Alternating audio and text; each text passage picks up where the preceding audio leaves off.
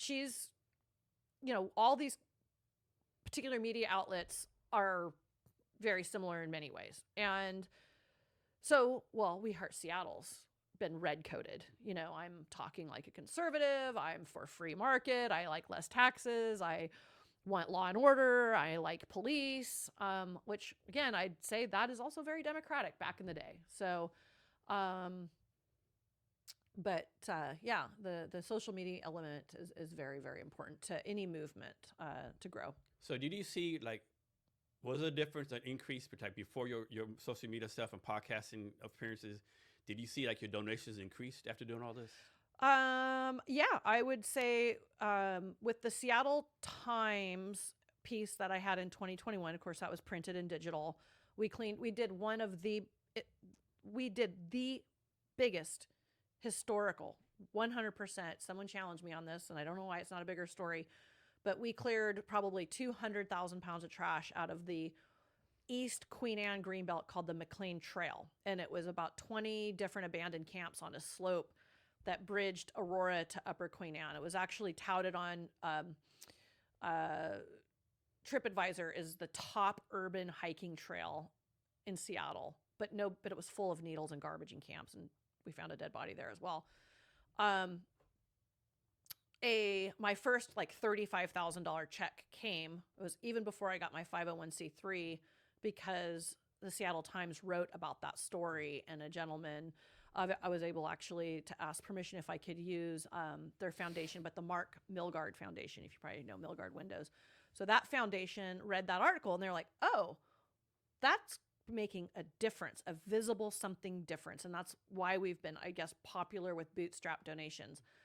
Then I went on to, Persona, non grata, Mike Solon and the Hold the Line podcast. He's always got beef in the city with him. He's the union president for the cops, and everyone's like, don't go on Mike Solon. Oh God, you're going to be, and I was just like, I want to get my message out, and that created some following and some donation. One of my most proud ones though was when I was on Brandy Cruz's podcast, and I talked about my basic needs stipend program, where the donations that we do have, we give out $25 gift cards or recharge your cell phone or pay for your gas or even rental assistance for people who come out and litter pick with us, who are still homeless or are in recovery or just are in community with us that have nothing.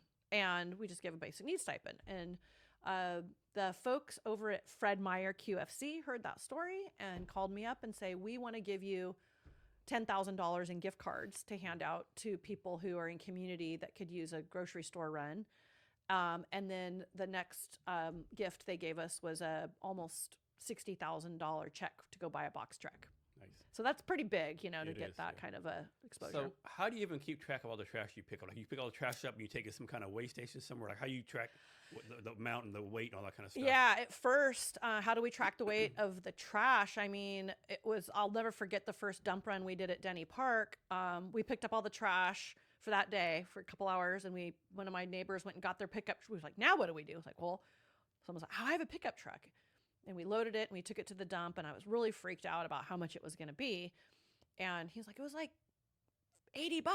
And I was like, that's it for like the mattress and all the things? And I was like, how much did that weigh? And he goes, oh, it was like, 500 pounds or something. And so we started tracking each and every litter pick at the dump run. Was it 2,000 pounds? Was it 4,000 pounds? We have another gentleman from a commercial roofing company that drops me 40-yard dumpsters, like the size of this room, for free, and he does the dump runs. I mean, those are like $800 dump runs, and then he sends us, oh, that was a 10,000 pound load. But after a while, Jason, because we're not into too much infrastructure, we kind of look at it and go, 5,000 pounds. Oh, it's got a pallet and 5 propane tanks and 20 tires, 6,500 pounds. One bag's 50 pounds. Well, how much time does it take to fill a bag? Well, that's about a half hour per bag. And so we have these sort of, I'll call it dirty math, that are probably about 20% accurate on how much pounds, how much labor went into that, and how we've come up with 2 million pounds of trash, and how we've come up with 50,000 hours of boots on the ground labor, because every bag represents some kind of time component, and that translates to, how many hours we put in.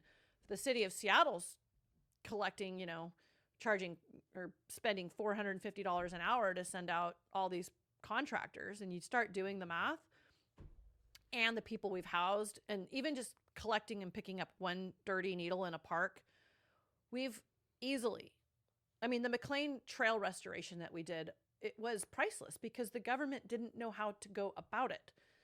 And I would say we're pushing 50, if not 75. We're up there north of $50 million in like what would be a billable amount of labor, whether it's parks, needle collection, helping people off drugs, getting them out of our state, getting them back to family, reuniting them back to their family, kenneling dogs and cats so someone can go to treatment, now paying me a very humble social service wage and my 2 case managers. So we're definitely making a nickel scream, but we're providing an incredible tax-free value to the community. Is there any type of trash that you don't pick up?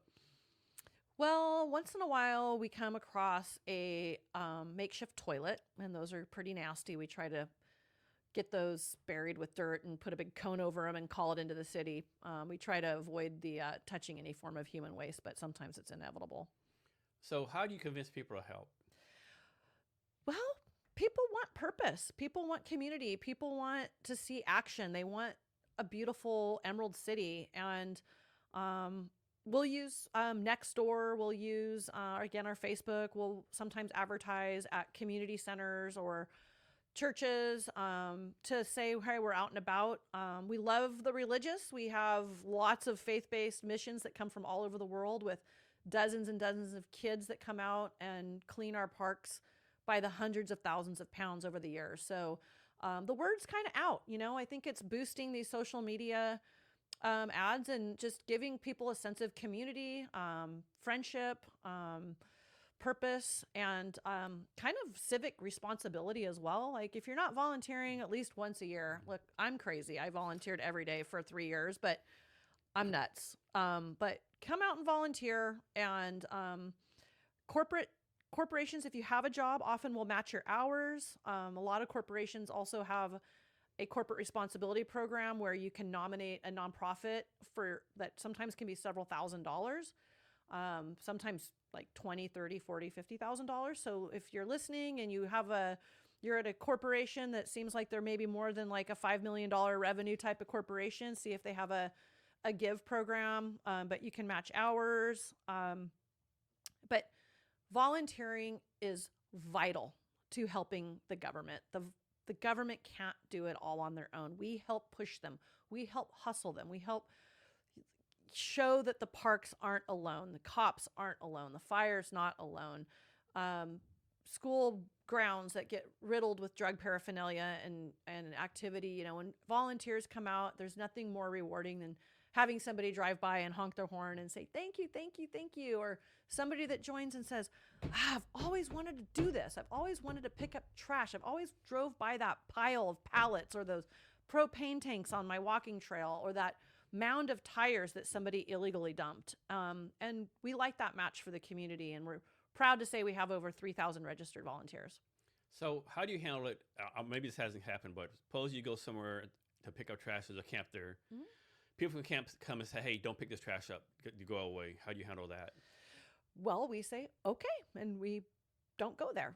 It's very simple. But it's not too surprising, actually. These folks are human beings. They may be addicted to drugs or sleeping outside, but by and large, we have like a north of 99.5% chance of always way in advance of doing a public event. We make ourselves known, we build trust, we come out with our small team, 1 or 2 of us, we'll go meet, Coconut or Maniac or Marco or Baby or Johnny or whoever, whatever, it doesn't matter. We go out and we meet them and become friendly, and smoke a cigarette with them, figure out what their basic needs are, and break the ice and say, hey, we'd like to help pick up all this trash. And they're like, I've been wanting to do that too. Thank you. And we're like, we're not even with the government. We're not even with police. We're not even with nothing. We're just volunteers. And that has been a magic connection because it's something different, and they feel a different sense of we're there because we want to be, not because someone's paying us to do it. So it's very much a power level, like a power level setting of the power level. Like we're all in it together. We're all going to pick the trash. There's not one supervisor. And that's really where we kind of say we are mutual aid. We are anarchists in that sense, that we're all going to do it together, and we're going to do it in community. And together we're going to make the best choice on what we should do with this camp over here. Is it abandoned? Is it the guy in jail? Can we get him a new tent because that one's full of rats? Like together we get buy-in and we find out who the camp mayor is, and we work together in doing that.